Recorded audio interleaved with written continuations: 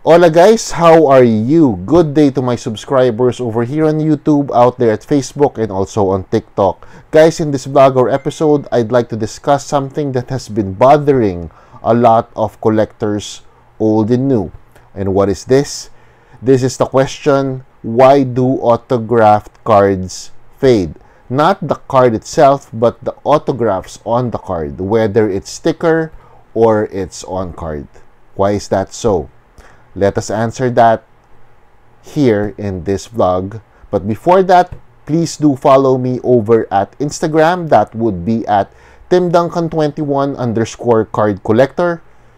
And also, please follow us over at Off Center. That is my podcast group where we usually have guests every Friday nights at 9 p.m. And these guests are hobby stalwarts in our local and international community, mostly Filipinos, but we also have American guests. All right, so please do follow us over at Off-Centered over at Facebook, and 9 p.m. Philippine time every Friday nights. All right, so let's go and discuss why do the autographs on cards sometimes fade. Let's go.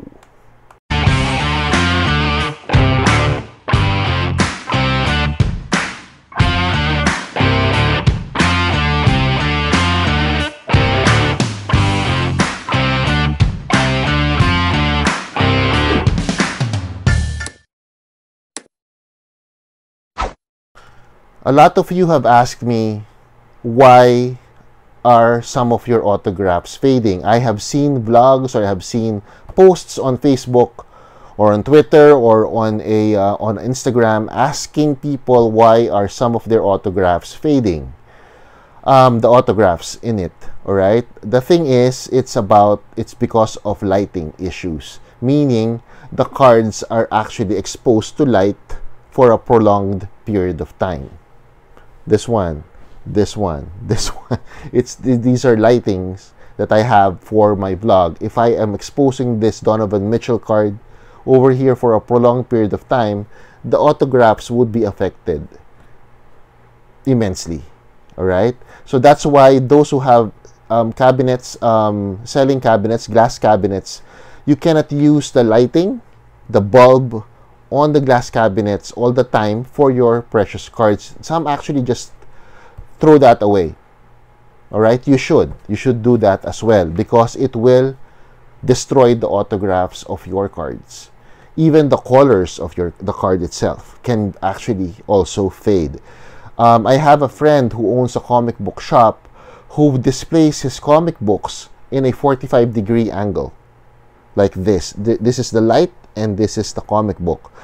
The reason for that is because I think he knows that comics also fade in color, especially the covers. All right, and that is the same with cards as well, because this is just paper.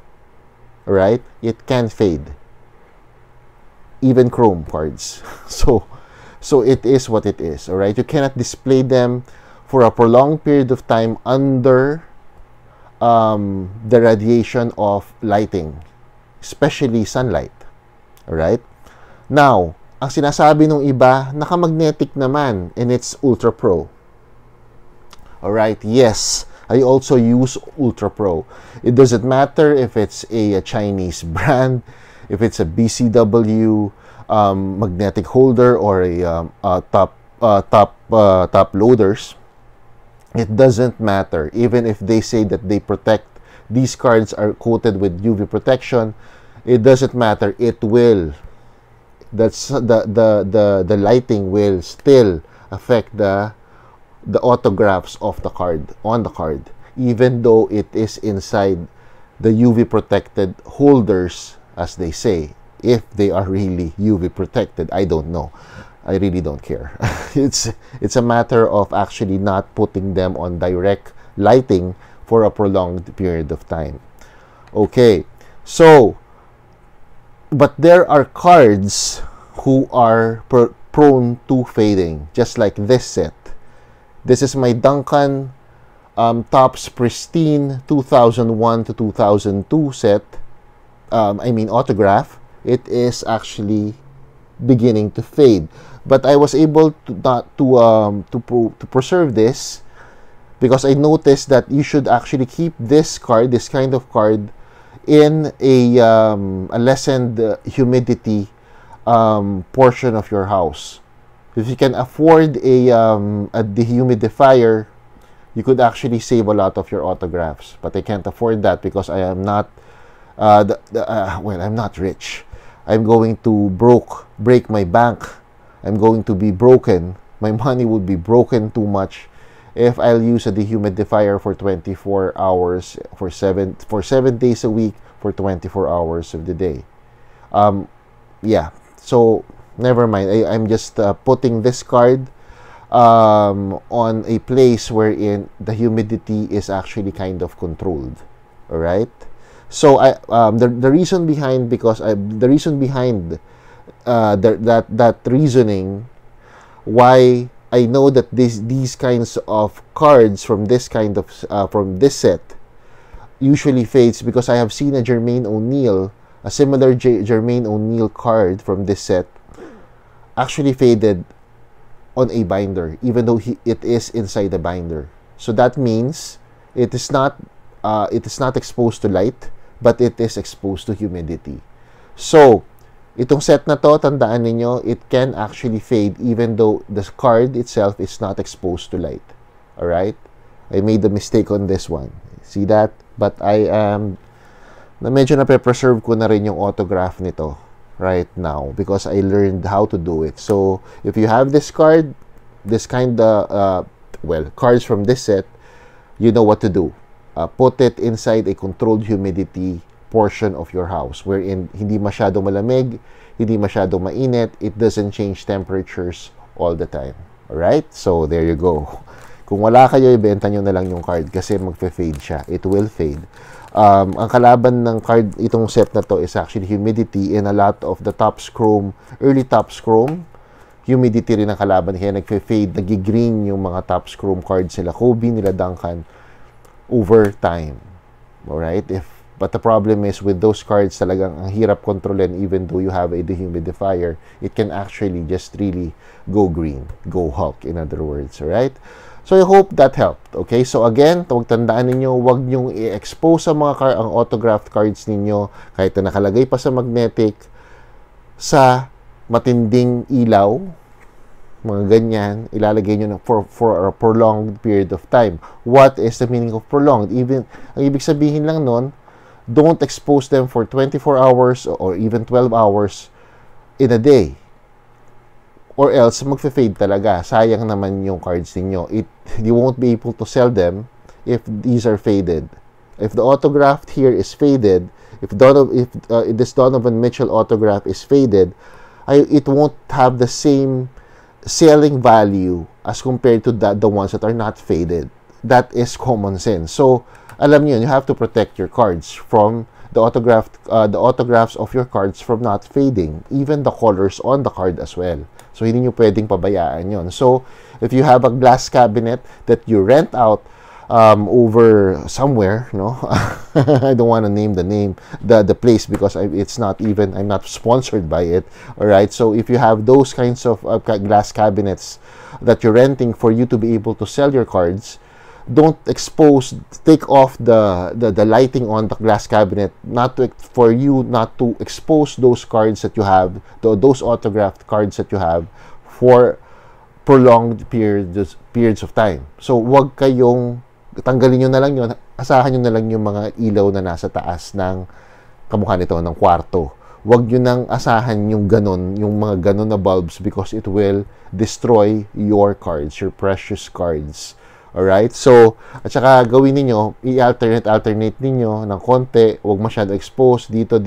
Palit-palitan nyo every week siguro yung forma ng mga cards niyo on the glass cabinets, or else it will fade. It will destroy your cards. So, the value would really drop. Alright?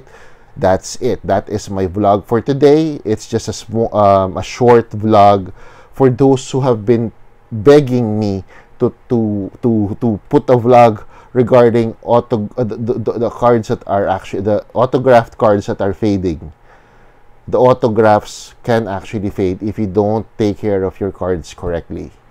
Alright? It can and it will. It doesn't matter. Again, oh nga pala, before I forget, it doesn't matter if it's a sticker card or an on card. It will fade.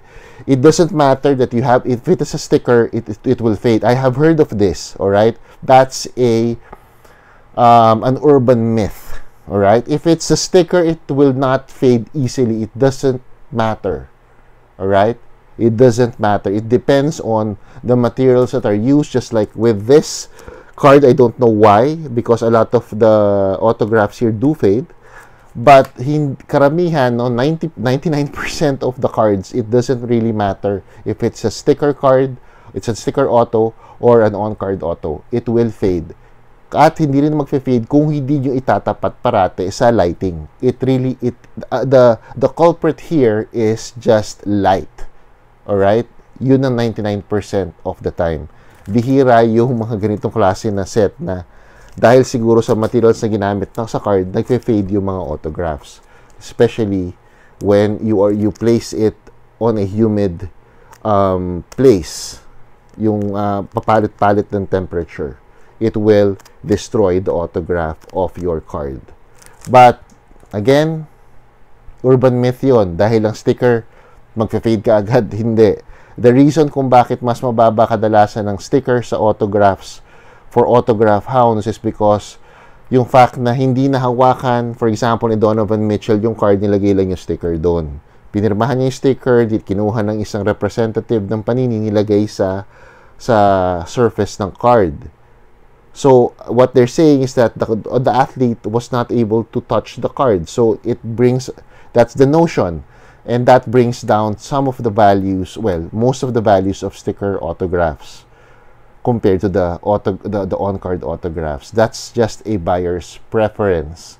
Hindi ibig sabihin, again, it doesn't matter if it's a sticker autograph or an on-card, everything, as long as if you will put them on top of a display cabinet that is exposed to lighting, that the card is exposed to lighting all the time for a prolonged period of time, they will fade. If not, they won't.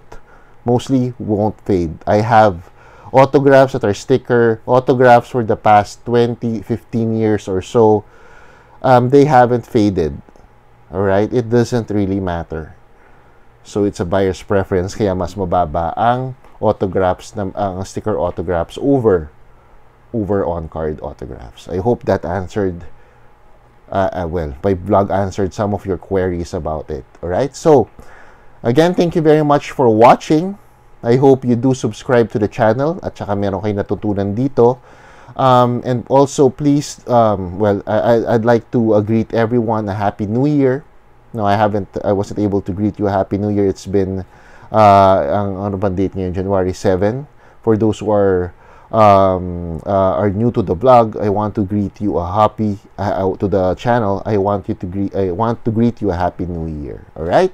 So, again, please do take care of yourself and God bless. Thank you.